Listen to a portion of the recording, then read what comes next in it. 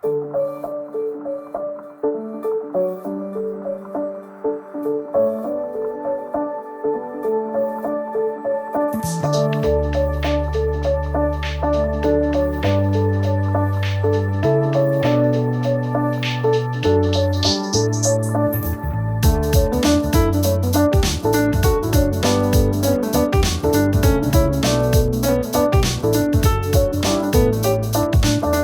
listening to Planksty, a podcast exploring the rich tapestry of Irish dance and the community who loves it. Hosted by Julia Topper, ethnomusicologist, Irish dancer, music educator, and writer, and Christo Sween, a 20-year Irish dance dad, live camera director for Fesh TV, and operations manager at the Celtic Junction Arts Center.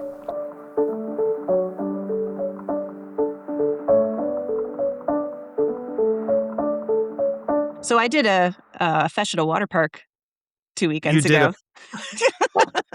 Tell me more. Oh, it was great. So this fesh has been going on for a while, actually. There's a group of schools. It's a mid-Atlantic region in the U.S. and a group of teachers and schools, and they all come together to put on their feshes. And they started doing this during COVID. And they do this one, it's called the Kalahari Fesh, and it's at a water park in the Poconos. And they also do one of these in Hershey, Pennsylvania, where Hershey's chocolate is made. And it's such a great fesh just generally because, they pay all sorts of attention to these details. They've got everything scheduled out. Like, exactly when your competition is going to start. Like, in terms of fesh, it's just fabulous. I think it's hysterical that it's at a water park, right? You have one person walking by in their wigs and their tan, and they're getting their swim goggles on, and I see kids like walk into the water park and they're doing a light jig next to their parents. It's absolutely hysterical. Not the weirdest place I've done a fesh. Still, I think the weirdest place I've done was an abandoned Bonton department store in a mall in upstate New York. That was interesting. Way to repurpose that empty liminal space. It was great. Wow. But I did this fesh, and it was the first time that I've had people coming up and congratulating me on the podcast in real life, which was Really? so cool. Yeah, I had some folks come up and said how much they were enjoying it. One woman said that she was saving episodes of the podcast for her drive to her dance school, and how that was kind of just putting her in the right mindset to get ready for dance class. So that was really a cool experience. I thought that was awesome. Incredible. Yeah, it was neat. Oh. But it got me thinking a little bit. Usually when I'm dancing, I'm usually very much in the zone. I've got my headphones in, and kind of my friends that I dance with generally know not to talk to me until after I've done my first round. So if you happen to see me at a fesh, I'm very approachable and very friendly. But if I've got a very vacant look in my eye, it's probably because I'm about to dance. And I apologize if I seem like I'm not particularly present. I promise I'm generally very chatty. So I guess just a warning for anyone that's listening. Same here. It may be that I'm running to another stage because there's a tech or sound, issue or concern that needs to be responded to, or a Fesh TV thing. But otherwise, right. Normally, like I'm walking around, typically in time to whatever tune is being played, thinking to myself, if you're not walking around at a fesh to the beat of the tune that's playing, are you even at a fesh? I remember I was trying to find you at Worlds, and I didn't know what ballroom I was in, so it's just like the hornpipes.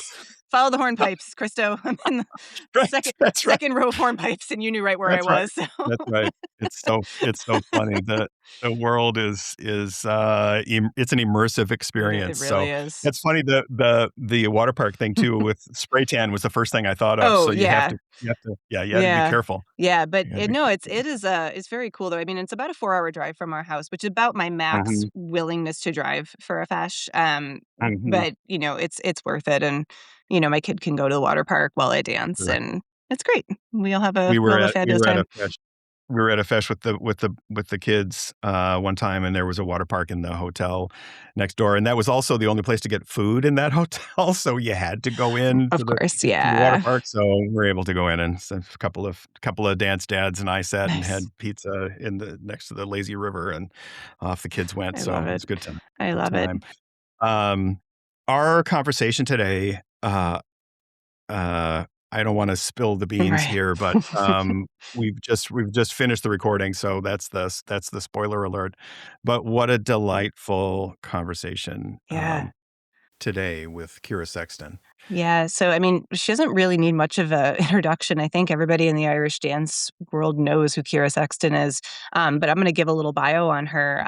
She's one of the most recognized names in the Irish dance world. She has titles as a 5-time world and All-Ireland champion, in addition to having several other major championship titles. She's a once-in-a-generation artist who's really well known for bringing stories to life through her onstage presence. She's starred as the principal female dancer in Riverdance, in Heartbeat of Home, and Lord of the Dance. She worked as a director and choreographer for the production Phonia Or, and she's been a lecturer at University of Limerick. She's a life coach. She currently co-leads the school, and I hope I pronounced this correctly, school in Newlyn as a TCRG. And really what we were talking to her a lot about today were her current projects. She had a debut children's book called My First Book of Irish Dance, which is now available for purchase. And her newest work, It's Time to Irish Dance with Miss Ciara, which is going to be a YouTube series, is going to be premiering this year in 2026.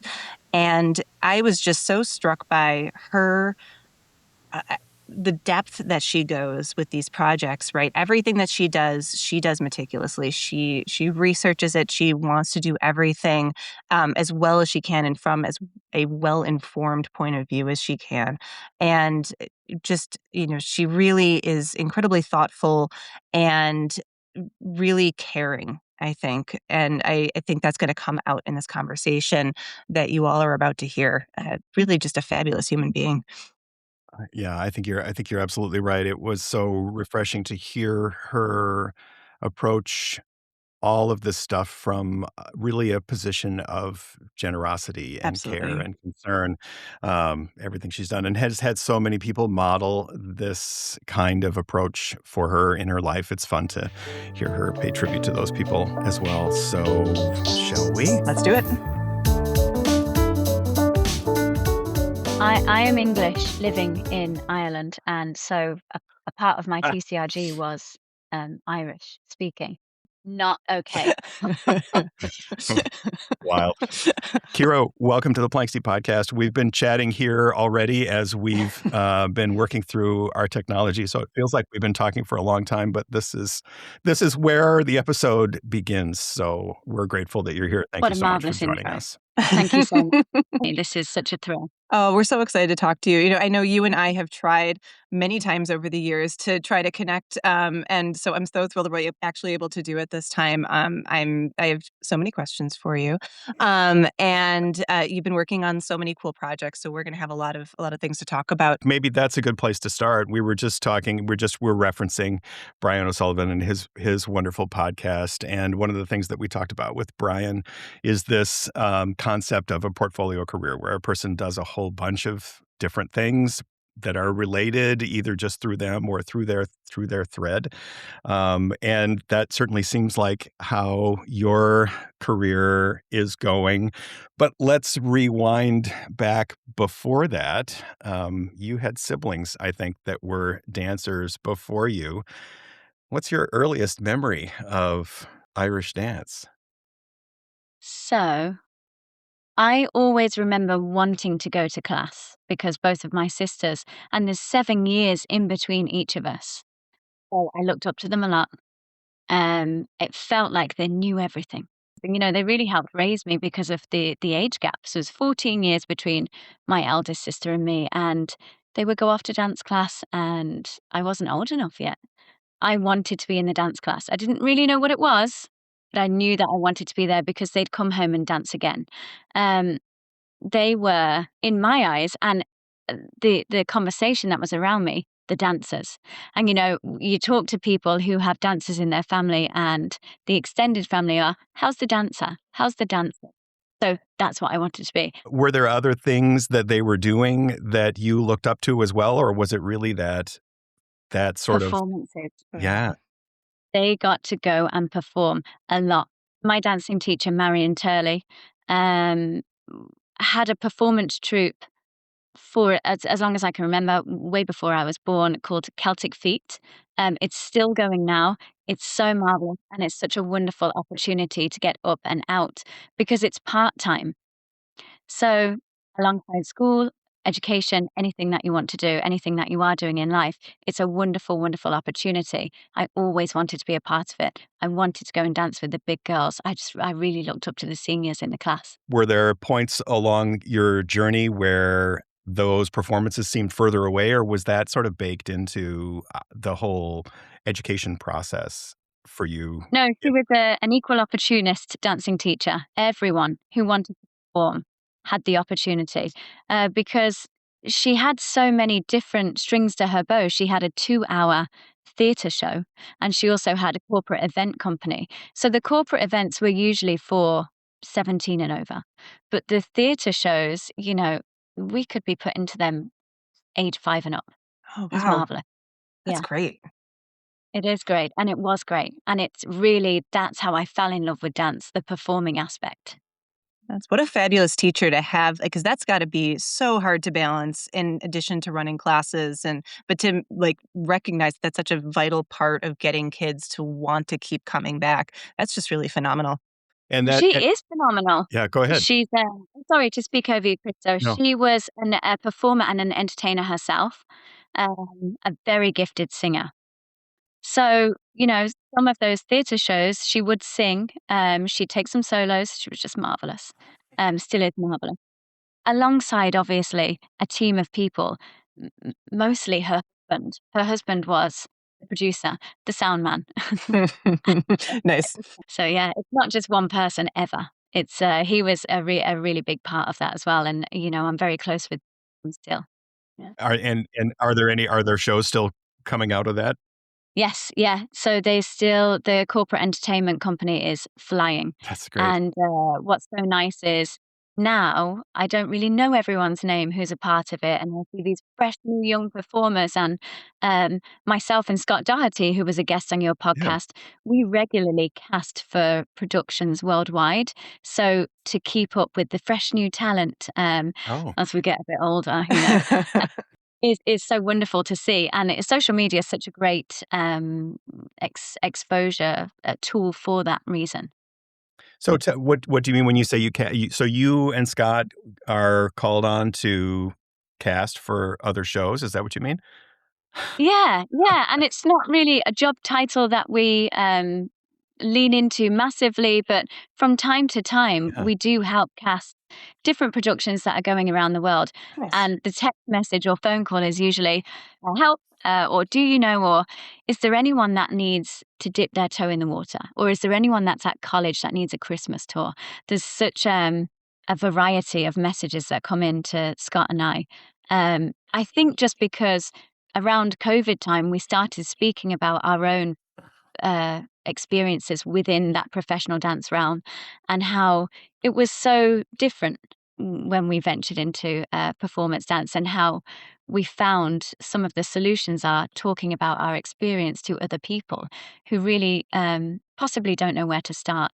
So that's what we did, and we became open books, and our DMs were always open, and then showrunners came to us, which was nice, a nice little natural progression. So in the period when you were on the rise and were winning worlds and all Irelands, was this drive or desire to perform still as strong, or did your focus sort of go back and forth between wanting to be performing, wanting to be competing and be, at the world champion level, or was it the same?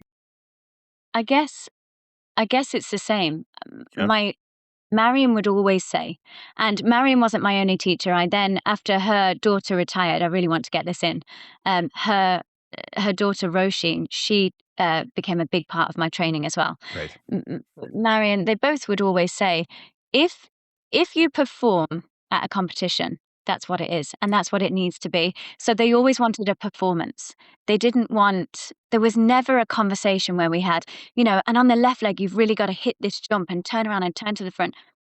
None of that conversation was ever had. So I believe that performance was such a big part of our life that that's what they then wanted and expected.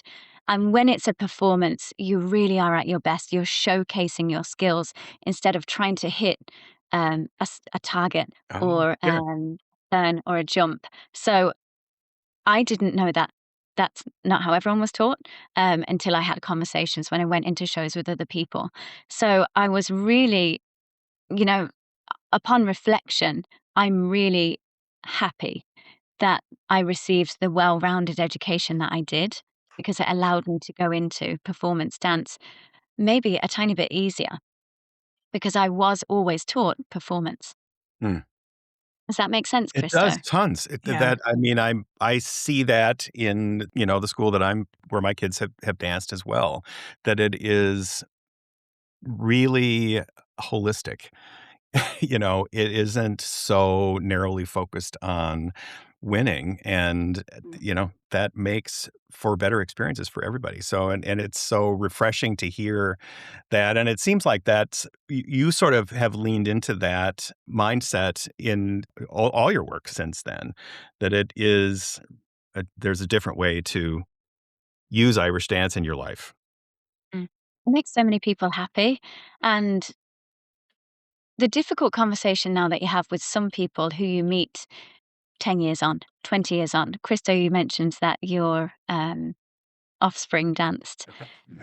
When you meet someone and they say, this is why I retired, this is why I walked away, 80% of the time it's to do with a competitive placement.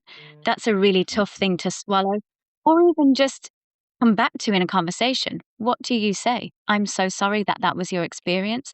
So how can we combat that? We can try and instill in our own teaching a love of dance and you have to know what the child or the client wants and what their parents want, but less of an iron fist on a competitive placement. Yeah. It has to be about the journey, right? And I think that's a theme that we keep coming back into this podcast over and over, and is, at the end of the day, I joke about this with my friends at class, we're not winning any money when we win a competition. My trainer, the first time I was working with my trainer at the gym, he was like, so what do you get when you win? I was like, pride, a sash. It's a great accomplishment and you feel very proud of yourself, but you don't even get to keep the trophies, right? They're perpetuals, right? So it's, ultimately you have to have the memories of that journey as you're learning, and you have to be able to take that pride, and you have to be able to enjoy those moments on stage, because in the end, that's what you're going to have. So if you don't love to learn that aspect of it, then you're probably going to be in for a bit of a rough time. So, it's wonderful to hear. I think that so many more teachers are really starting to try to focus on those things. I think there is a little bit of an evolution past competition. Competition, I think, has a great place in the Irish dance world, but people like yourself and Scott that are, I think, helping people see that the journey is really important. I think it's fabulous that you guys are out there doing the work that you're doing. I think we spoke about it earlier when it's so wonderful if you feel you can have or potentially could have a solution to a problem. So I feel like now there is a teacher for everyone. Yes, absolutely. You might need to go to a couple of teachers, a couple of studios to find that teacher. That's absolutely fine. There should be no judgment on that. And with the reduction of the ban, that's such a win. That's such a win. It's okay if this teacher is not for you. You meet. The respect should be mutual. And if you have to part ways, then that respect should stay the same and intact. Yes. Yeah. But there are people out there creating programs like Ruth McKenna, who's created the Irish Dance Program for people who would like to continue dancing on that journey, competitive steps, performance steps, for people who are coming to Irish dance as adults. It didn't really exist in Dublin, but now there are multiple programs. How wonderful is that? What a solution to people who say to me, I really don't want to come into class and do a jig in my shorts. Can you help me? And I couldn't, but now I know where to send them. How great. Yeah. That's great. Yeah, there's a woman in London. She runs a program called Jig and a Swig, and I got to write an article about her and her company for a cover story for the Irish Dance Globe. Coolest woman, and very much in the same mindset where, she had these friends that, she was talking about how London is this very, transitory place. I think I'm in Washington, D.C. It's very, very similar. And you can get very lonely and caught up in, your job and just go from work to home. And she said, well, why not, why not just dance? Why not just have a Kaylee and then go to the pub afterwards and have a pint? And now she's teaching hundreds and hundreds of adults, and receiving really top tier instruction with, teachers that are, Globe winners and, have been on tour with major productions, and just found a solution to the problem and made everyone's lives better. Like, so, all of a sudden everyone has this community that they can go to, and they love the dancing, but they don't have to compete if they don't want to, right? They can just show up and enjoy having that friendship. So I think the more people we can have being more, solution oriented in the Irish dance world, the better, because it really does just make things so much better for so many people. When you look at what you're doing now versus what you were working on maybe 5 or 10 years ago, what surprises you most about the direction that you've moved in with all these different projects? I think what surprises me the most is I didn't think I'd be here at all. I really thought so. I got my degree when I was touring online. Yes. Just I was in this mindset that social media was just an incredible thing, and I needed to learn more about it. And TikTok was in its very early stages. I think it was called Melody when I was studying. Some lore, I didn't know that. Interesting. Melody app or something like that. And one of my professors on the course was trying to tell us about it. And the thought of people recording themselves dancing a small segment of a dance and uploading it. And I was like, but why? What for? Yeah. What? So I really thought I'd go on to the University of Limerick, do a master's, and go and do a PhD if I was really lucky to be accepted into that program. That was the course. And I do feel like in your 20s, there is, for want of a better word, like the lack of life experience, because I feel like the more I journey through life and the older I get, the bigger thirst for dance knowledge I have. So maybe I'm meant to be a mature student, but who knows? Who knows what's next? Well, I wanted to actually ask you about, because I know that you lecture at University of Limerick sometimes, right? Like that is one of your many hats that you wear. How did you get involved with doing that, and what do you get to come in and teach?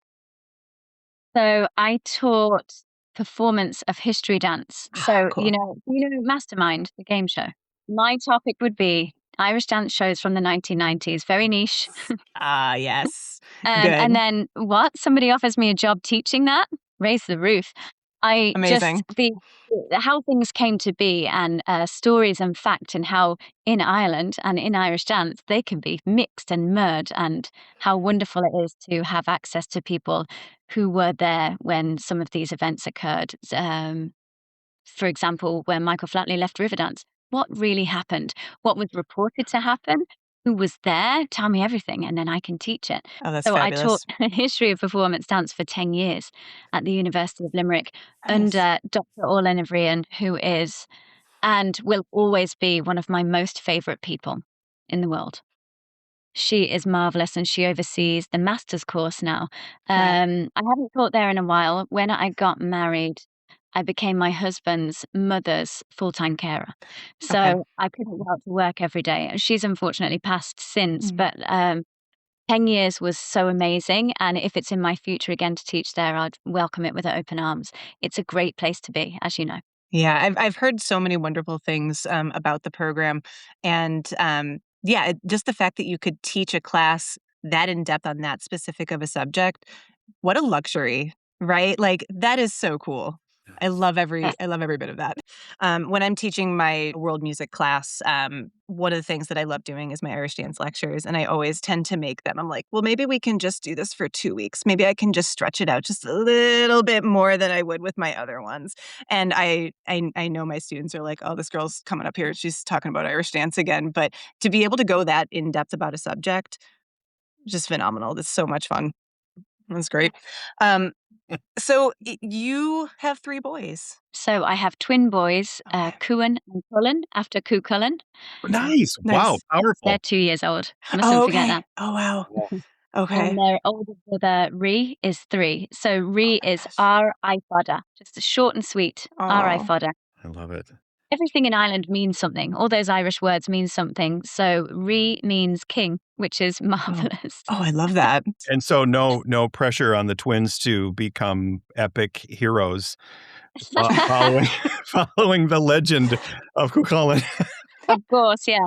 Well, there were loads of things that led us to those names. So, oh gosh, will I embarrass myself? I will. Go for it. Yes Why and not? no.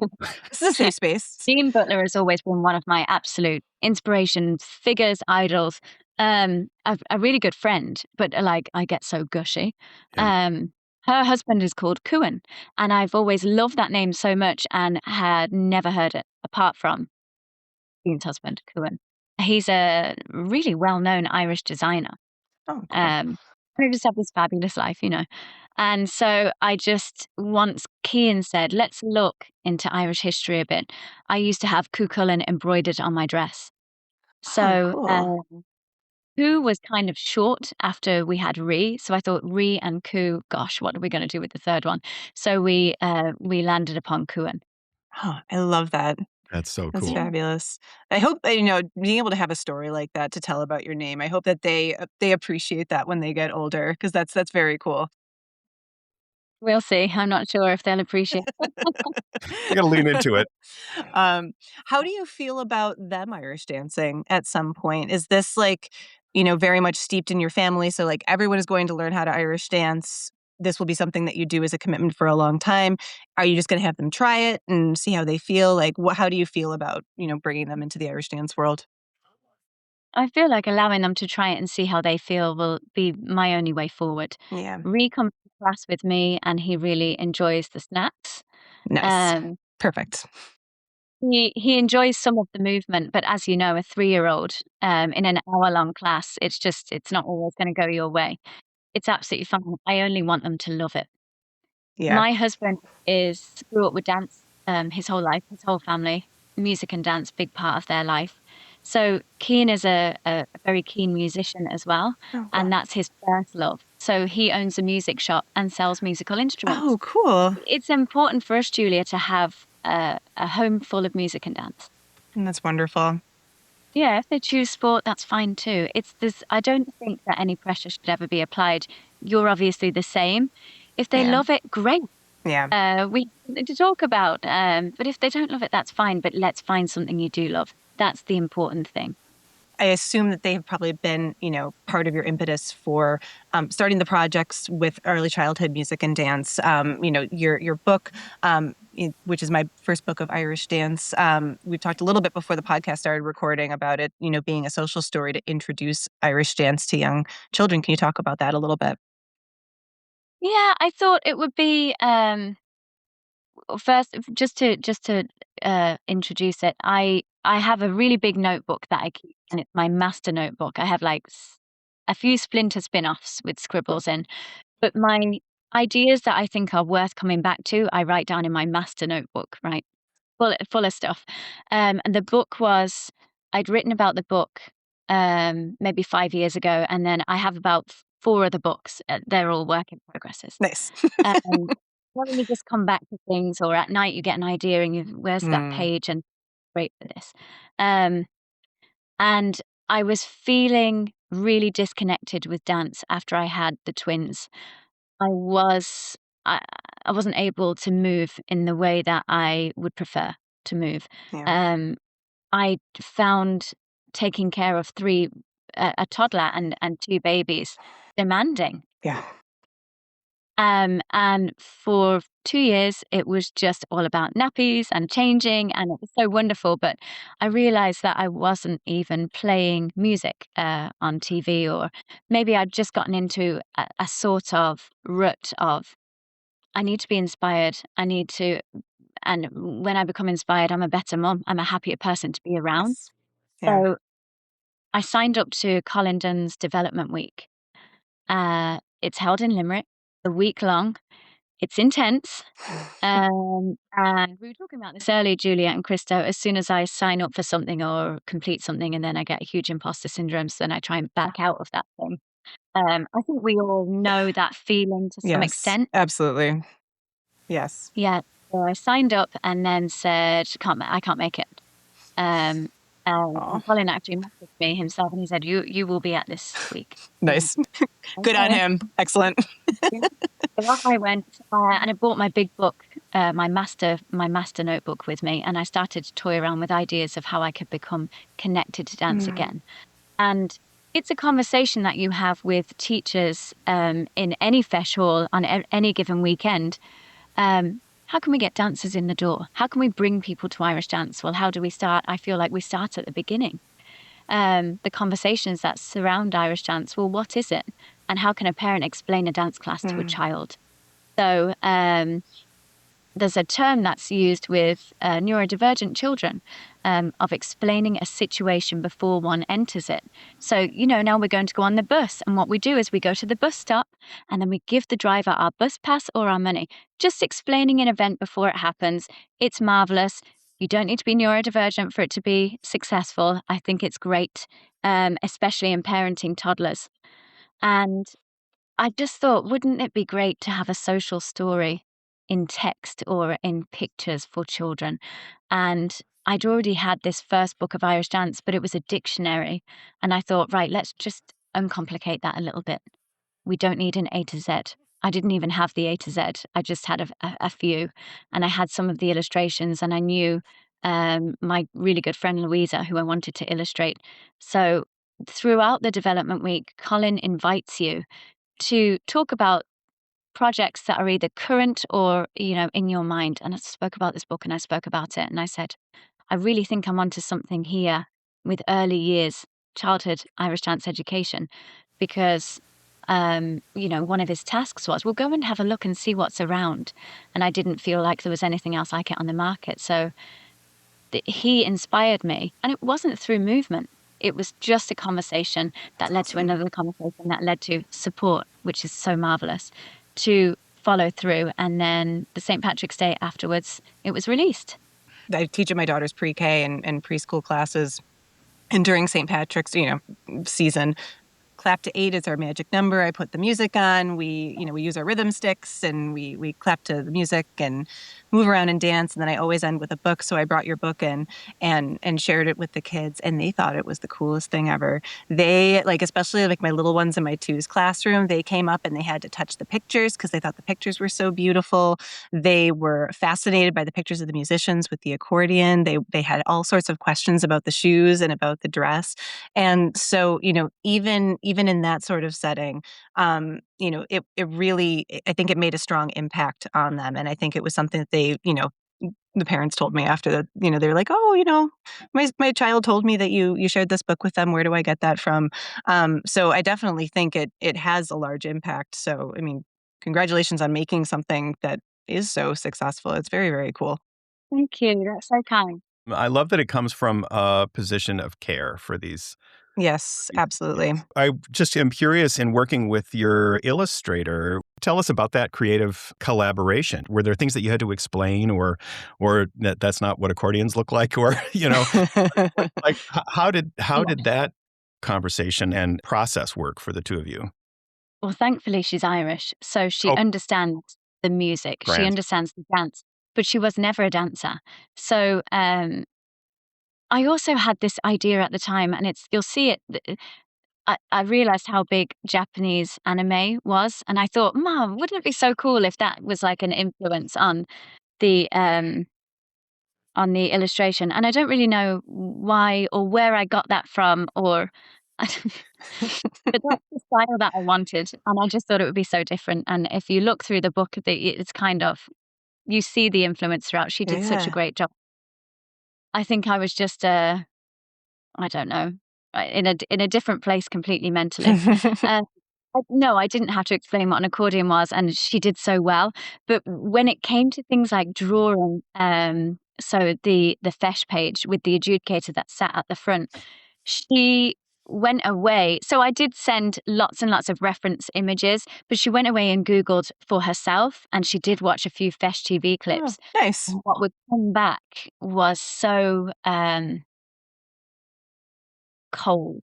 with the judge and then the musician in the corner, and it wasn't that it was a dark illustration, but it was just so sterile that I thought, how are we going to have this image leap out of the page? So the colors were a huge a topic of conversation, what colors were correct, things like that. When she Googled Irish dance and current Irish dance, the costumes, she just felt like she wouldn't be able to recreate in the style that I liked. So it was, the back and forth was quite big. That's interesting. Shoes, poodle stocks, teacher, they're all quite easy to execute and with minimal conversation back and forth. But as we journeyed through the book and things got a little bit more complex, the conversations were, and it was a lot of, well, really? And why don't you want this? And but what about that? And, she Googled so much and she was like, tell me about these dress reveals. What's that? Is that in the book? That's great. She had her own education of sorts, but it was very important to me to keep it simple. Yes. Yeah.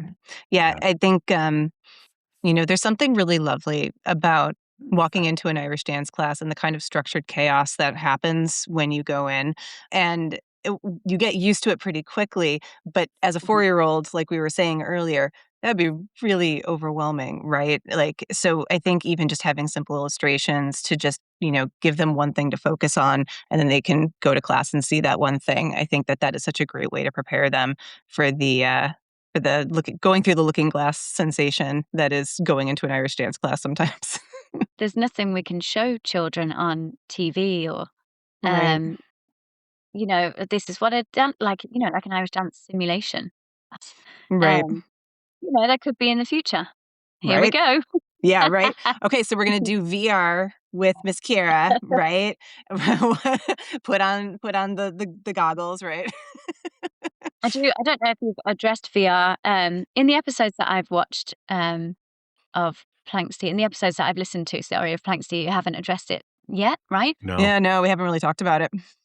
What a great tool for the adjudication exam. Why isn't this being... love that. You heard it here Why isn't Flash first. TV being utilized in this way? This is what TV is at our fingertips.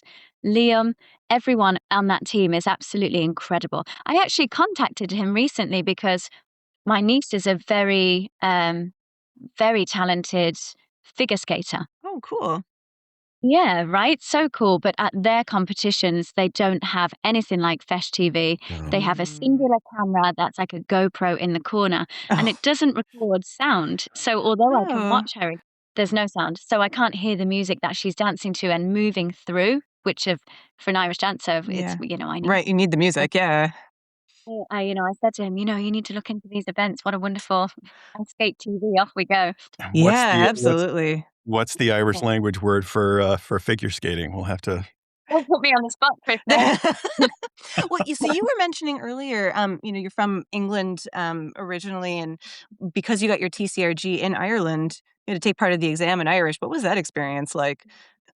Yeah, I just think it's one of the hardest languages to learn. I could have done it in German. I could have done it in French. I have such a respect for Oscuelga speakers because, my goodness, every time I went to my husband with a question on when I was writing the book of, this is the translation I have, he'll say, yeah, but you don't say that in Munster. That's the Leinster translation. Or we don't say it like, we say that backwards.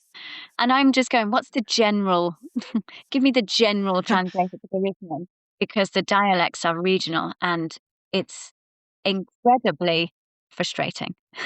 I can't even imagine. It's funny, when I was doing my dissertation work, because I was originally studying Japanese music, and I ended up doing my dissertation over in Japan with Irish dance schools in Japan. That was the main language that I had to know for my graduate studies. And I remember at one point my advisor was like, do you think maybe you should be learning some Irish along? And I was like, nope, I'm going to stick with the Japanese. I think Japanese is easier. Yeah. Mm-hmm. Yep. Yeah. Just, the pronunciation is, staggering. I do have to learn some Irish though.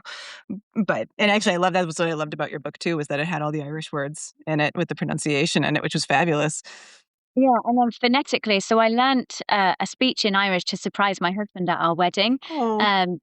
My teacher, who then was so good when I was writing the book, He wrote everything down phonetically for me, and that's why I've included the phonetics in the book. So it's the word and then, how to say it. Like, so say my example, my little boy's name, Kuin. Kuin just writes Cooin, but it's spelled Cufan. Of course it is. Yeah, of course. For the YouTube channel, I have turned to Makaton, which is a sort of universal sign language, because American Sign Language and Irish Sign Language, and it's a lot to hit all the right notes or please everyone. So I went with Makaton, which is also used for anyone, babies, neurodivergent children, anyone. Oh, I love that. Nonverbal. And I just found it so cool to learn something else, learn something new, and continue it with my children. So the sign for things, it's just great to add in. Julia and I are very sympathetic toward neurodivergent folks as neurodivergent folks ourselves. What draws you? You've mentioned it several times. What draws you to supporting that journey for people who are neurodivergent? I just feel like perhaps they've been left out of dance for reasons that teachers don't understand how to put their best foot forward in helping this child receive an education in Irish dance. And that's so sad. Yeah. But we now have the tools. Yeah. It's not hard to look for them. YouTube is a wonderful resource and it's free. Yeah. So I learn a lot from there. But, working with neurodivergent children, the joy is times 10 for me. Yeah. Because the joy that they have when something clicks, or when you turn the music on, or when they remember what they did last week. Because dance lessons are quite structured. They start and finish in the same way. I find that very important. They need a reliable environment. Thrive, mostly. I'm not everyone. And I feel like I can offer these things, but there's anything that I can do to help someone feel comfortable or loved, I'm going to try and include that. Does your philosophy around competition as a performance, that everything that you not everything you do is a performance, but to be thinking about it more as I'm out here doing the best thing that I can do on the stage, on the dance floor, is that what's driving this as well? Like, it's what enables the access? Is that what you're saying? More easily? Yeah, and it's really tough when, just because you mentioned that competitive environment, it's really tough when children come away from a day at a fesh and say, well, I wasn't the best. But you can turn that on its head and say, but were you your best? Yeah. Let's have that conversation. Were you your best today? And I'd rather have that conversation every single time. Yeah. One thing I think has been interesting, I don't think I've talked about this on the podcast yet, but I was diagnosed with ADHD a few years ago, and explained a lot of my situation learning growing up, and even things in dance class that I struggled with as an adult learning that I didn't realize was probably being fueled by ADHD. I think COVID unmasked a lot of us, right, and revealed a lot of ourselves to ourselves, and I do think that even if teachers take 10 minutes, right, to go and look for some of these resources that are available, there's a reason why there's always one kid in the corner of the beginner's class that's in a circle spinning, right? Because they're trying to regulate their system. We didn't know what that was before, but there's always that kid. And now we have the tools to help that kid feel more regulated and then come back in and become included as part of the group again. So I think that's wonderful that, you are looking into these things and you're using them to structure your own teaching. How is this practice informing how you are setting up your YouTube series, It's Time to Irish Dance with Miss Ciara? Can you talk a little bit about that? It's informing it because, it's impossible to teach one way these days, whereas that was really all that was accessible before. Yeah. Like you said, now we have the tools. Oh my goodness, they're at our fingertips. So I just think there's a common line with dance teachers, and we hear it all the time. They have to love it first. Yeah. Well, how do we get them to love it? Because no child is the same. It doesn't matter what they're going through at home, what they're going through at school, personal life, what age they're at. When they walk through your door, they're in the palm of your hand. And that's such a huge responsibility. If someone gives you their dance career and they only get one, do you know what I mean? I'll be teaching for the next 50 years, I hope. So I'll see many people come through the door, but they will have one experience and they'll talk about their one experience for the rest of their lives, or they'll remember it for the rest of their lives. And it's great to meet people who were dancers that come back and say they were the best days. But it's harder to meet people who say, I wish, or I regret. So with all of that in mind, you sort of try and approach class in a different way. If they have to love it first, how can I teach in a way for them to love the music, for them to love the sound, for them to love the movement? I also run a stage school, and it's completely different curriculum. We're musical theatre, tap, ballet, modern, acro, contemporary, all singing, all dancing, all that jazz. But at the end of most classes, they leave knowing an entire routine. And at the end of a beginner Irish dance class, we could have conquered sevens. We might not yet have conquered a 1, 2, 3, the discipline involved in this incredible art form, with the concentration span of society today, it's such a huge conversation to have. So how do they love it first? They can love clapping to 8, like you said, Julia. Love learning why we do this, why we stand like this first, this second, and this third. There are things that we can teach that they can take home with their first lesson. So yeah, that's a huge part of why again, it was an idea in the notebook, the YouTube channel, and this is 5 years in the making. Awesome. Finding the right videographer, finding the right temperament to start, and the research behind it. What's the right screen time? Well, no screen time. That's the right screen time, right? Right. Is it realistic? I don't think so. So can I introduce music and dance to people at home beyond the medium of a book? Yes, I can, and this is the way I do it. And I'm going to drive forward and do that. But even down to what I was wearing, I consulted someone who would explain to me the science behind colors that I needed to choose and include to what 18-month-old to 3-year-olds would look at for 5 minutes time.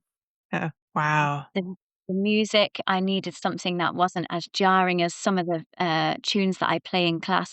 There was so much research that went into it. The signs. Are you ready, Irish dancers, to dance? Or sign with me? There are so many elements that have come into it, which it's been a pleasure to sit and talk through and listen to other people, and then send it to parents and say, what do you think?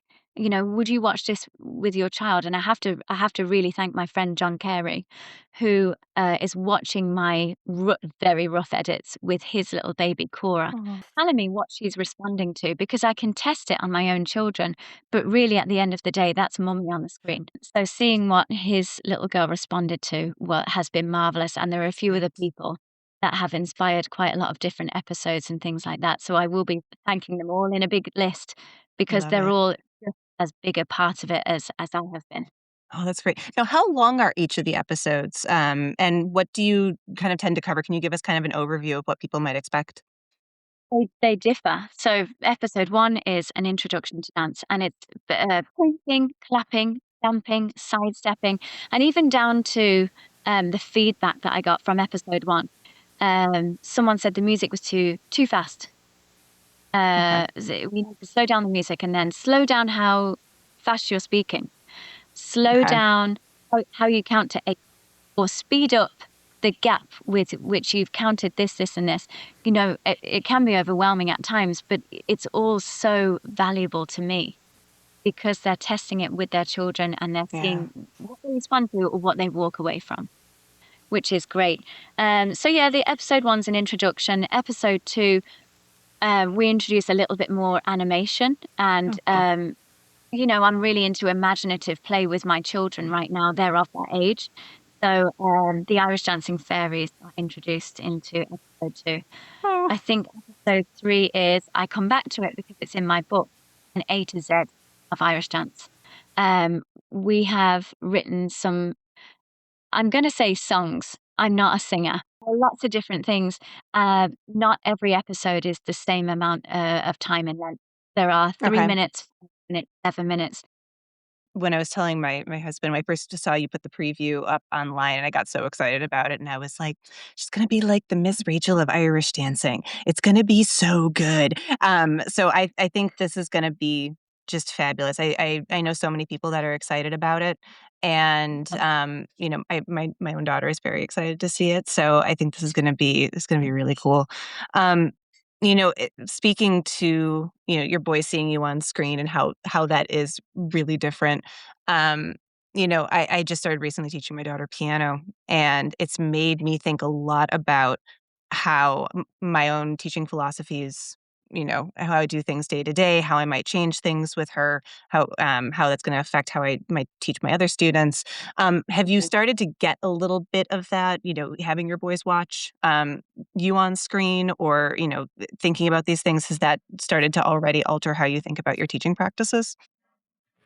I think that with trying to, before we even recorded anything, I was voicing the episodes at home. So they always know it's time to Irish dance. That means let's go to the kitchen. Let's go to the kitchen with Mama, and we'll try some things. Sometimes, regardless what I say, Cullen will just spin in a circle. We Yeah. now celebrate it. Yes.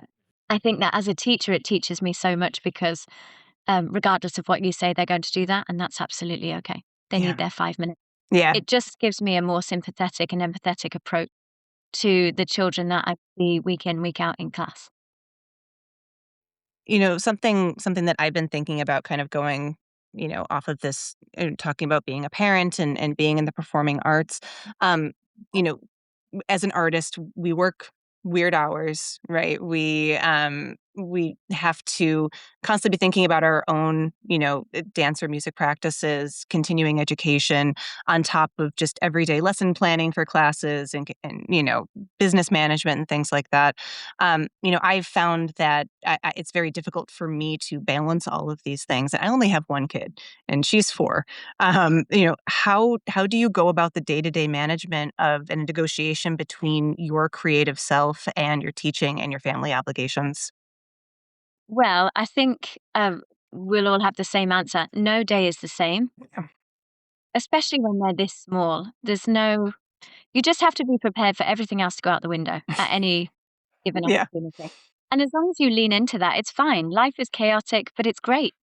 When I had the twins, I breastfed for a good while, and that meant being awake at night, um, in regular intervals, and that's how I wrote the book, and that's how I Hmm. worked on quite a lot of different things Nice. because I couldn't sleep in between 2 of their feeds, so I just thought, "Well, I'm up. Why don't I just Yeah. do this in this?" Nice. But they're sleeping a little bit more now, which is great. But life feels a little bit more regular. We get up at the right time, the normal time, the acceptable time for a Yes. human being. I'm able to work for maybe 2 hours in the morning, and then if I have to teach in the evening, then that's great too. But it's so important to note that I don't do anything on my own, and I have a marvelous Yeah. husband who's really hands-on dad. He was a dancer, he's an adjudicator. He gets all of my he does say, "Right, okay, what's next?" or "What now?" When I say, "I've had an idea," always lean heavily on him while I'm trying to execute something. So last week with Limerick County Council, I introduced something called the Irish Dance Playground, which is out on the street during a festival that we have here in Limerick, inviting children to come and learn about Irish dance terminology, movement, music. So just like their first dance lesson. That's great. We had a dress-up corner too, which was marvelous. Oh, Uh, so, whenever I go to him with an idea or if I say, "This might take some time," he'll just say, "Put it in the diary." Yeah. let's plan around it. He's great. He's a musician as well, so he plays the drums regularly in a band. But his 9 to 5 is a little more stable than an artist's or a creative lifestyle. Yeah, absolutely. Well, having that support is absolute key. So I'm so glad that you have that. That's absolutely wonderful. I think those of us that do have that, we know how fortunate we are, which is really good. I have to jump in here too and drop a little twins parenting experience. I'm thinking back. So our daughter is 5 years older than our boys. And Hannah was started dance, Irish dance, and all the dances. She was doing everything. Like there was at one point, she was dancing 7 days a week, just based on the different schools and the different styles of dance she was doing. And I am ever grateful that Irish dance rose to the top for her, because they all start competing at a certain level. Like, well, you need to come to ballet more, you need to do more jazz, and Irish dance just hit her, in her heart. And I'm glad she's teaching now at the school, and so is one of our sons. But the twins, the boys were in one of those side by side strollers when she was, we'd bring her to dance, and the boys would come along, and people got to know them in the dance school as the twins, in that side by side stroller.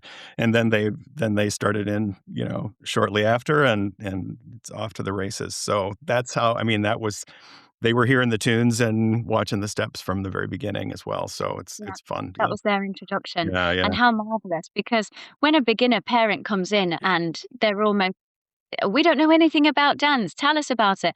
I say, it's so social. It's such a wonderfully social, marvelous activity for them. And that's just that story there. They knew the twins before they were ever in class. Like, how marvelous. What more can you ask for? They're already welcome. They're already known and celebrated, and far more than accepted. They're just wanted in that class. And when are you old enough? When will you be in Irish dance class? That's such a great start to anyone's journey. It's how it went. It was wonderful. Yeah, you nailed it. I think that really speaks to the community aspect of everything that we do here. Like you said, it is such a social activity. And I think alongside being able to incorporate performance on a regular basis and, being solution driven, I think that these are some of these aspects that we can really celebrate in Irish dancing and keep promoting. There's been, I don't know if you guys have seen some videos on social media recently for a promotion for a book tour that a journalist has coming out, and about Irish dance. And I'm not going to get too much into that aspect of it, but one of the things that has been a little bit disappointing to me has been the way that some of these interviews have been conducted. And it's basically the reporters making fun of the look of Irish dance, or making fun of this, that, or the other thing. They're like, oh, well, those dance mums are just crazy, and, kind of zeroing in on all of this. And it's so disappointing to me that this very, very surface look is being the only thing that's coming out and being talked about. So, I think having people like you, Ciara, that are going out there with an Irish dance playground, right, and showing that it's a community. We get to dress up. We get to learn all these cool things. We get to hear this really cool music, and bringing it back to the fundamental aspects of it that we all love so much, right? Like, that is really, having people that are putting that out there, I think, is so, so important right now. Yeah, it's interesting you brought up the book tour. It's just so disappointing. I understand. I knew Irish dance was going to be next. I watched Athlete A. I understand that there are bad people in every aspect and walk of life, and how do we shield our children from them? And the conversation needs to be had. Yes. But so public, and here in Ireland, it was on the front page for a long time. So it really affected our beginners' numbers, and that's what I would take offense to. At grassroots level, Irish dance is just the most marvelous thing for so many, for so many children, for so many people who are, even as adults, discovering it for the first time. And there's less mention of how marvelous it is, and more mention of an outsider's view of it. Yes, yeah, absolutely. Yeah, and even having stories of people and thinking to my current dance classes now, we have so many people that are in their 20s that danced growing up, have zero interest in, competing or even performing or anything. They just want to come to class every week and vibe with everybody, right? They just want to go through their steps and they want to have that social aspect. They know how important that is to their lives and having that as a part of their identity. So, yeah, I think the more that we can have people out there talking about how wonderful it is, the better. And I also feel like the element of escapism, just for an hour, just for 2 hours. Let me just go and be. Yeah. I don't need to think about work, my 9 to 5, or what's going on in my house or how much laundry I have to do. Yes. That level of escapism is so wonderful. Yes, yeah, absolutely. I saw something it was just an Instagram post that popped up on my feed, but it was, it was talking about studies of dance and music and how they are one of the only activities we do as humans that truly fully incorporates every part of our brain and makes it so that we don't have to think about those other things, right? It's truly a moment where we can disconnect from other things, right? Because you have to be fully aware of where your body is. You're engaged with the music. You're thinking about the performance styles, right? Like you don't have time to think about, picking up diapers on the way home from dance class, right? Like you have to be in the moment. You have to be there. You're executing the thing.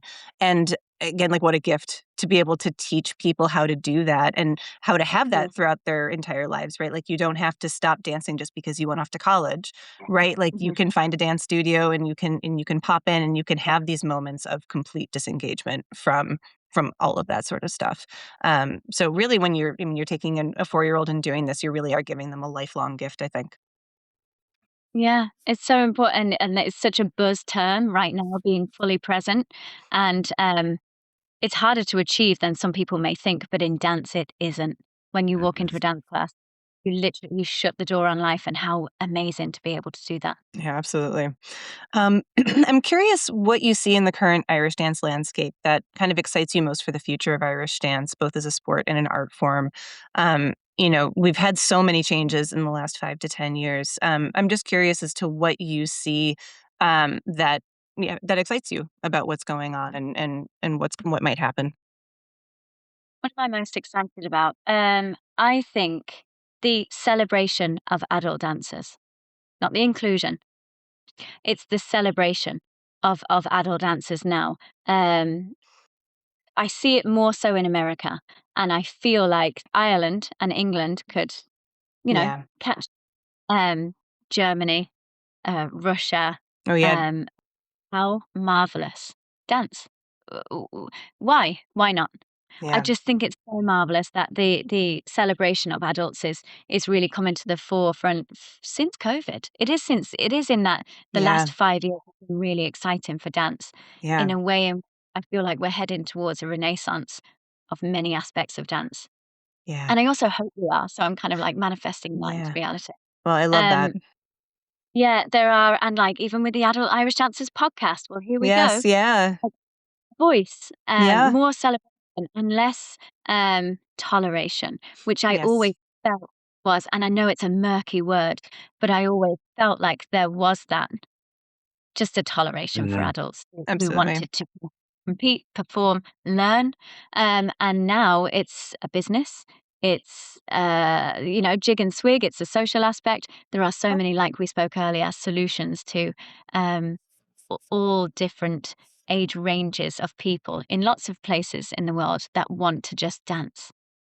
Yeah, your take on that, like the transition from, yep, adults, yeah, we have to have them because they're still around, to lifting them up is something that I'm seeing here in our community as well. The adult dance community is very strong. It's really fun and powerful to see how much joy they derive from it and how much passion they bring to it. Like it's really, really cool. And right, it has transformed the community. So it's fun to see. I'm so glad that you said that, Ciara, about the adults because being an adult dancer, I've done most of my learning as an adult, and I think I've been dancing now for 14 years as an adult, 13 years, something like that.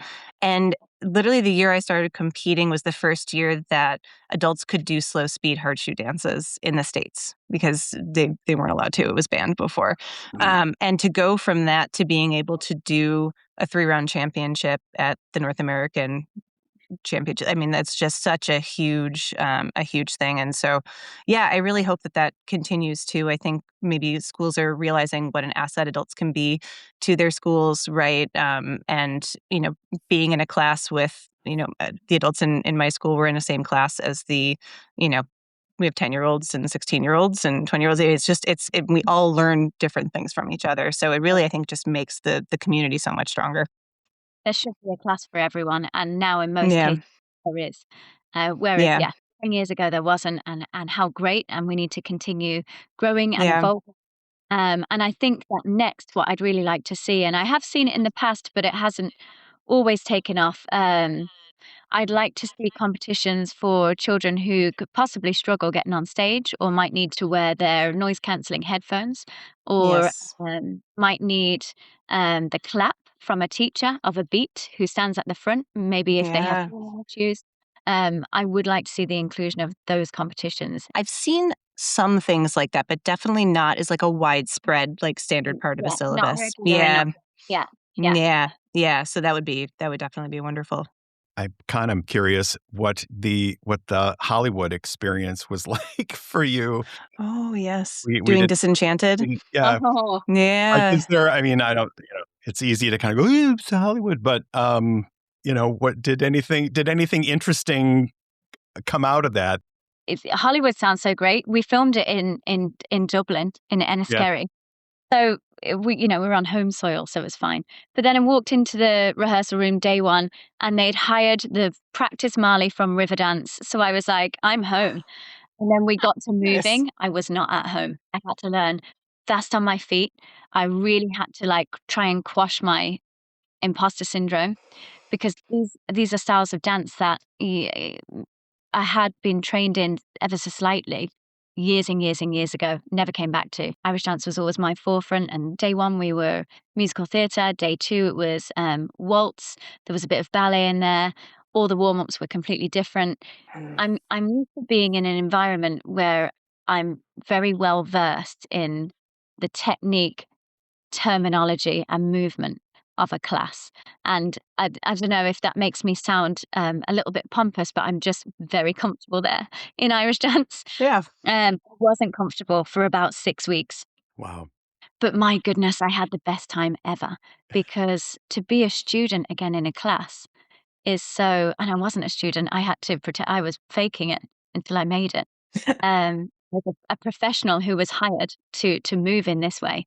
But being able to look around and not know everyone in the room, and not know who they danced for or their background or where they lived, and just learn from each individual, and then hear snippets of, she's just gone from the Ballet of the Red Shoes from London. She's from Moulin Rouge. He's just come from Australia. He was on tour with MJ the Show. I was just like, wow, this is utopia. But it was so terrifying. But luckily, I had one of my greatest friends, James Greenan. We're in the same boat together. Neither of us had a clue what was going on. We didn't even really understand how we ended up there, but we were so thankful for the opportunity, and I recognized it day one. I mean, we worked with the most amazing director, and his name evades me right now, but he's a dancer first and foremost, and then he just directs Disney films, as you do as well. Yeah. We knew it. Day one, minute one, we looked at each other and we thought, how did we get here? And oh my goodness, what an opportunity. So it was amazing. And we got to do things like, we danced we danced on set, we danced in a ballroom, we danced in front of a green screen. We had 3D motion technology made from us and from our likeness, and 100 cameras going off at the same time as you're in one position. The wardrobe department was beyond anything I've ever seen. I don't think I've ever seen anything or been a part of anything with that big a budget in my life. So everything was a first. And although it could have been very overwhelming, it was it was at the time of life where we were just coming out of COVID, and I was like thirsty for something. I knew I wanted something. I knew I needed to be somewhere, and I knew I didn't want to go back on tour. So it was the right place, right time, and one of the greatest things that I've ever done. And I'll speak about it until the day I die on my deathbed. I'll speak about this film. Wow, what a cool experience! That sounds awesome. Yeah. I'm glad we chatted about that. I was curious about that. I hesitated to ask because it just seems like, I don't know, it's just Disney is just so big, but I'm glad it was the amazing but also challenging experience that we all sort of crave, right? We need to be challenged. There needs to be some friction in life in order for us to grow and change and improve and all the things. Speaking of which, there's a coaching component in your portfolio career as well. And in my day job, I'm a business development coach for lawyers. Pretty niche thing. Not, wow. I mean, maybe it's as niche as Irish dance. I don't know. Pretty niche, but I was curious to hear about that as well. Like, it seems to me as I'm listening to you talk and I'm listening to you and the care that you clearly have and the concern and empathy that you have for the people that you're working with, whether they're dancers or non-dancers or or whomever. So how does that roll over into your coaching life? Well, yeah, the coaching's still a journey for me. I knew that like I said, I knew in COVID that touring full time, I just didn't think that I wanted to go back to it. And you look at the list of countries coming up and you say, okay, well, what, can I get a new experience from where we're going here? That's such a first world problem. But I just thought with the age I was, it might be time to look at something else. And myself and Scott had started leading these Zooms where we spoke to people candidly about our touring experience. We offered advice as to, how to get there. I want to be in Riverdance. That's great. Let's make a plan for you to get there. And I wanted to provide practical solutions to people's problems. And I think that I've always wanted to do that in life, especially now with my children. Oh my goodness, I'll give you anything. What do you need from me? Please be happy. So I didn't fall into coaching. I researched it a lot, and I felt like the life coach was the thing that it most piqued my interest because I could see myself in that role immediately.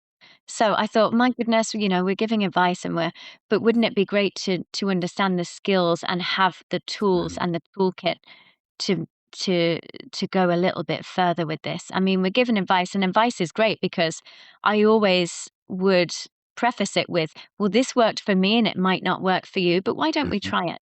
But I wasn't qualified. I'm not qualified to give advice. I was just giving life experience advice. So I wanted practical tools, and that's what life coaching gives. And I'm not a mindset coach, and I'm not anything else. I'm a life coach, and I'm a qualified life coach. And it took 2 years to get that qualification just through different things that I was doing and different exams that I took. And the board that I chose to go with, they interview you. They want to know why you want to do this, and I loved that so much. Yeah. It wasn't sign up for this course and give us your money and off we go. The support was 24/7 whenever I needed it. How I felt with my beginner clients, which were, friends, and they're the hardest clients. I don't coach any friends anymore, let me tell you. 'Cause they'll say, "Fix my life. Here's my life." Yeah. You know me. But yeah, I think and it all comes down to when I was younger, mom and dad would always say to me, it sounds so harsh, but like, "Don't tell us the idea, tell us how you're going to achieve it." Like, tell me what you want to do and then tell me how you're going to do it. And I've carried that through my whole life, and just life coaching fits in with it. Yeah. And I started coaching competitive dancers, but I found it my husband is an adjudicator, and I just find that such a conflict of interest. Yeah. I became I just became uncomfortable with that he could sit down and adjudicate someone who I could have had a conversation with the night before. And although I would never bring him into the conversation, it didn't sit well with me. So now I talk to artists and creatives, so people who are on the West End, people who are in touring productions. They are my clients right now. And I honed it down. I have 20 clients, and I'm really happy with that number. That is the amount of people that I can help right now, even teaching, dancing, and being a mother. So it has been a journey where there have been 3 or 4 months where I just felt like I couldn't take anyone on. I had to cancel sessions, and I've been in and out with finding what was comfortably challenging enough for me, and what support can I give? How many people can I support at the same time? So, and they all have their own notebook on a bookshelf. So 20 is the number, and that's what I'm comfortable with right now. And it gives back in such a different way to teaching, because you're actively on this journey together. So they come and they tell you, this is the area that I would like some help in. And it's a lot broader, obviously, than your business coaching, Christo. But there is a pattern in relation to the age in which someone comes to you for life coaching. There's a pattern. And you start to cross-reference and you start to compare one to another, only from an educational point of view. But one client could help you with another, and that's so great. Yeah, that's So cool. The longer I life coach, the more I enjoy it and the more I've sunk into it. It is so refreshing to hear you speak about all the things that we've talked about in this conversation today. None of them are transactional. You run into people who are transactional, and they always want something. They want to get something out of it. They want to maximize, particularly in the United States, but I think it's not, in any, sort of developed country where capitalism is a big deal. I've talked about this before.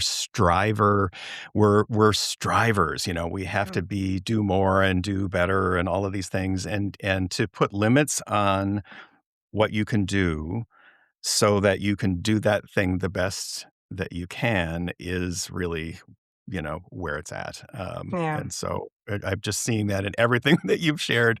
It's just refreshing to hear how generous and caring you are in all the You're things so that you do. kind. I just think knowing our own limits is the start of everything. It should be For our sure. know your limits. How much time can I give? How much time do I need? That can always be really difficult, right? Especially when you're someone that you have so many things that you're interested in and you want to do, right? Like I want to spend 6 hours a day practicing my accordion. Can't do that. Would love to, right? So like figuring out like, okay, well maybe I don't do accordion lessons right now. Maybe I save that for another time of my life. But that's a hard thing. So, it's cool that you're able to help people with figuring those things out. I really love that. Yeah.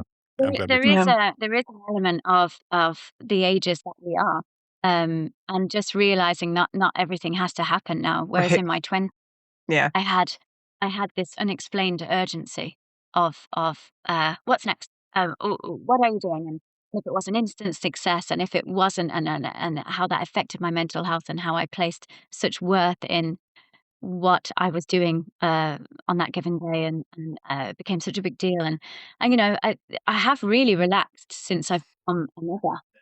It does help you reprioritize a lot, doesn't it? It really does. Yeah. And it's so wonderful, and what a journey. But it has its challenges too, big challenges. Yeah. But yeah. Well, things do get. I will say now that we're approaching kindergarten age, it 4 is big.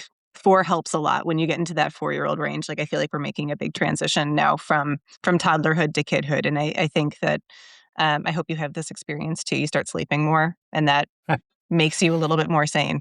This has been a really refreshing, delightful conversation, Ciara. Glad to meet you through this. It's fun to, this podcast has been fun for me to be able to connect with folks that I've, known only tangentially. And I feel like this was a really warm and honest and open conversation with you. So I really appreciate you sharing everything you did today. Thank you so much. And it was such a delight to meet you. And I really hope that we meet all in person one day. I hope so, set too. the date. Yeah, that sounds good. Thank you so much for your time. And, we're just looking forward to seeing everything that you continue to bring into the Irish dance world. Thank you, guys. Thanks so much for having me.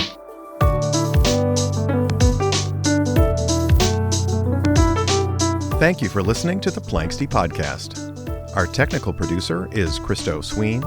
Our managing producer is Julia Topper. Theme music composed and performed by Sean O'Brien. New episodes drop on the 17th of every month.